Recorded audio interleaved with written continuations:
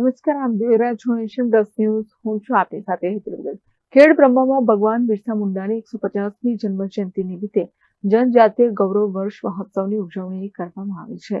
ભગવાન બિરસા મુંડાની 150મી જન્મજયંતિ નિમિત્તે જનજાતીય ગૌરવ વર્ષ મહોત્સવની ઉજવણી અંતર્ગત તારીખ 7/11/2025ના રોજ અંબાજીથી એકતાનગર સુધી આદિજાતિ 713 કિલોમીટર વિસ્તારમાં ફરનારી જનજાતિ યાત્રાનો ખૂબ મોટી સંખ્યામાં ઉપસ્થિત લોકોની હાજરીમાં ગુજરાતના મુખ્યમંત્રી ભૂપેન્દ્ર પટેલના અધ્યક્ષસ્થાને અંબાજીથી પ્રારંભ કરવામાં આવ્યો હતો.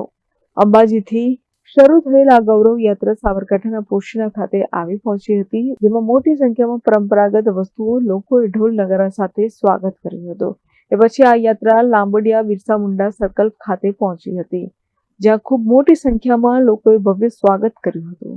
જે અંતર્ગત બસ સ્ટેશને આવતા રાજ્યસભાના સાંસદ રમીલાબેન બારા, મંત્રી પીસી બરંડા, મંત્રી રમેશ કટારા, પૂર્વ મંત્રી ડોક્ટર કુબેર ડિંડોર, જિલ્લા કલેક્ટર ખેડબ્રહ્મા પ્રાયોજના અધિકારી વિશલ સક્સેના, ખેડબ્રહ્મા પ્રાંત અધિકારી ND Patel, TDO MI Patel, PWD સ્ટેટના એન્જિનિયર અમિત પ્રજાપતિ, ખેડબ્રહ્મા નગરપાલિકા પ્રમુખ પ્રિયંકાબેન ખરાડી, ભાજપ તાલુકા પ્રમુખ હિતેશ પટેલ, પૂર્વ પ્રમુખ સુરેશ પટેલ, ગોપાલભાઈ પટેલ, ભદ્રેશ પટેલ, શહેર ભાજપ પ્રમુખ બ્રિજેશ બારોટ તથા ભાજપના હોદ્દેદારો, નગરપાલિકાના તમામ સદસ્યો તથા કાર્યકરો મોટી સંખ્યામાં ઉપસ્થિત રહ્યા હતા. સ્વાગત કાર્યક્રમ બાદ આ યાત્રા પ્રોજેક્ટ ઓફિસ સામે આવેલ ઉત્તર બુનિયાદી આશ્રમ શાળા ખાતે પહોંચી હતી, જેમાં આ શાળામાં સાંસ્કૃતિક કાર્યક્રમો, નાટક વગેરે કાર્યક્રમ યોજાયા હતા.